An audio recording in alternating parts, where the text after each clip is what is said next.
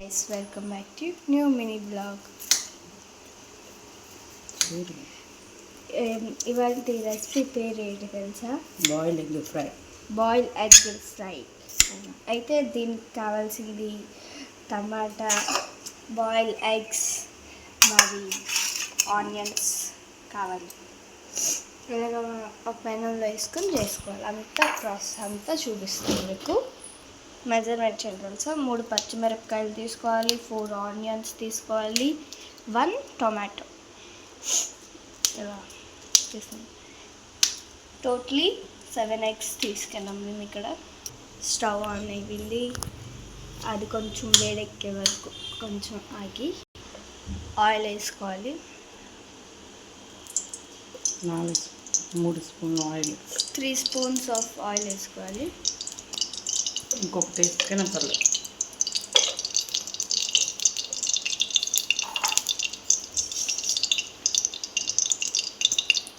పచ్చిమిర్చి ఫస్ట్ వేసుకొని వేడెక్కాక వేసుకోవాలి.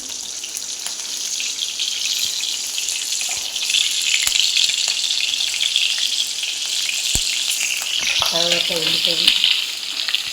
ఉల్లిపాయ వేసుకోవాలి. ఉల్లిపాయలు ఈ సైజులోనే కట్ చేసుకోవాలన్నమాట. కొంచెం ఉప్పు వేసి వేసి కొంచెం ఉప్పు వేసుకోవాలి.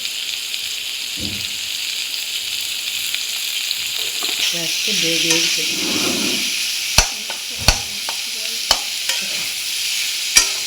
కొంచెం ఉప్పు వేస్తే వేగుతుంది కాబట్టి ఉప్పు వేసాను. గోల్డెన్ బ్రౌన్ వచ్చినంత వరకు వేగించాలన్నమాట. ఈ కలర్ వచ్చినంత వరకు వేగించాలి. లేకపోతే టొమాటోస్ వేసుకొని బాగా కలుపుకోవాలి.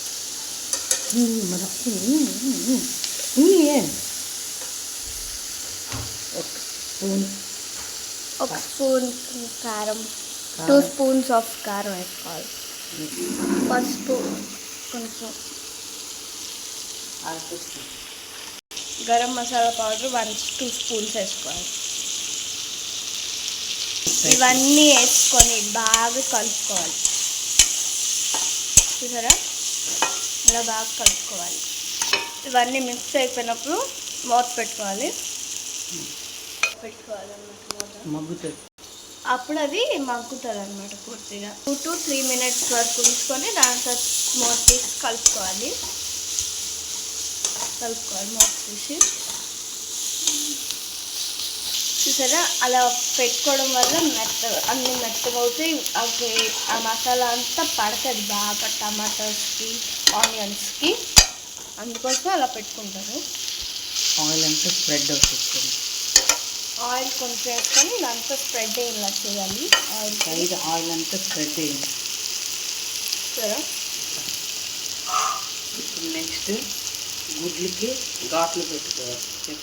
నెక్స్ట్ ఇలా గుడ్లకి ఇలాగా ఘాట్లు పెట్టుకోవాలి. ఇలా పెట్టుకోవాలి. పెట్టుకుంటే ఆ మసాలా అంతా ఆ గుడ్డు లోపలికి వెళ్తుంది.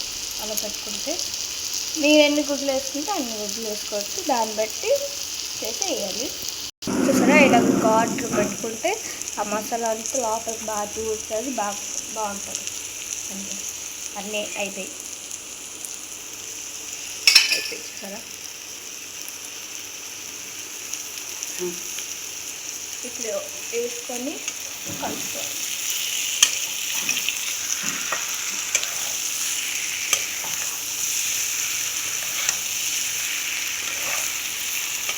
ఇలా బాగా కలుపుకోవాలి.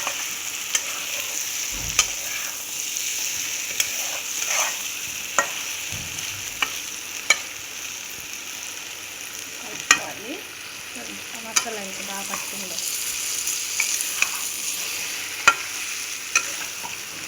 ఇంతగా మసాలా బాగా పట్టుకుంది.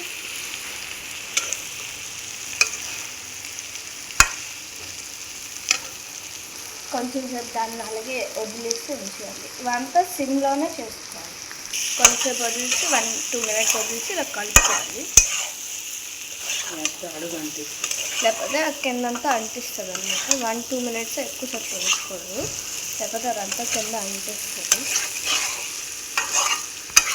పెట్టేసుకొని ఇలా మూత పెట్టుకుంటే అప్పుడు అవంతా పడుతుంది బాగా. ఒక 5 minutes అలా పెట్టుకోవాలి. అయిపోయింది కాబట్టి ఇప్పుడు తీసుకోవాలి మూత. ఆయిల్ అంతా స్ప్రెడ్ అయిపోయి చూసారా బాగా పట్టింది. ఇప్పుడు మసాలా ఇంకా బాగా పట్టింది. మీకు ఇలాంటి వీడియోస్ ఇంకా కావాలంటే మా ఛానల్కి సబ్స్క్రైబ్ చేసుకోండి. ఎలాంటి వీడియోస్ కావాలి కూడా కమెంట్ చేయండి. ట్రై చేసి చెప్పండి ఎలాగుందో కూడా. ఇలాంటి అన్ని ఫుల్ రెసిపీస్ బ్లాగ్స్ అన్నీ వస్తాయి. రెసిపీ బ్లాగ్స్ అన్ని బ్లాగ్స్ వస్తాయి. మీరు సబ్స్క్రైబ్ చేసుకోండి మా ఛానల్కి. మీ సపోర్ట్ ద్వారా అన్ని వీడియోస్ మీకు మేము పంపించగలుగుతాం. కలుపుకొని కొంచెంసేపు ఇలా వదిలేయాలి. మరి మూత ఎట్టి పెట్టుకుంటే కొంచెంసేపు ఒక 1 minute అలా వదిలిస్తే అయిపోతుంది. ఇప్పుడు టేస్ట్ చూడాలి. కొంచెంసేపు 1 minute వదిలేసాం కదా, ఇలా కలుపుకొని అన్ని ముక్కలుగా ఇప్పుడు ఈ గుడ్లకి స్మాష్ చేసుకోవాలి. గరిటతో అన్నీ అనమాట. మనం ముందే అంటే అది బాగుండదు, అనిస్తే ఎప్పుడు అంటే బాగుంటుంది. మసాలా అన్ని తగిలి ఉంటుంది కాబట్టి బాగుంటుంది. సరే ఇలా కలుపుకోవాలి. స్మాష్ చేసుకొని మసాలా అంతా కలుపుకోవాలి. అవి చిన్న చిన్న ముక్కలు అయినంత వరకు స్మాష్ చేసుకుంటే చాలు. చూసారా